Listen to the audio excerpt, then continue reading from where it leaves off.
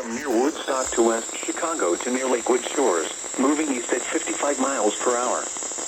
A wind gust of 77 miles per hour was recently recorded at DuPage Airport.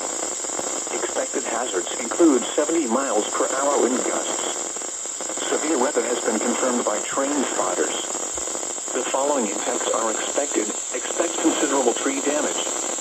Damage is likely to mobile homes, roofs, and outbuildings.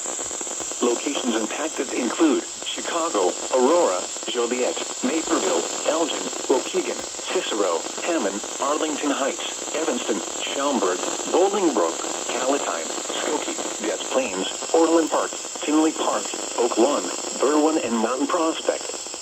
Including the following interstates: I-55 between mile markers 235 and 294. I-57 between mile markers 315 and 358. I-80 between mile markers 124 and 155. I-88 between mile markers 121 and 140. I-90 between mile markers 57 and 107. I-94 between mile markers 1 and 74.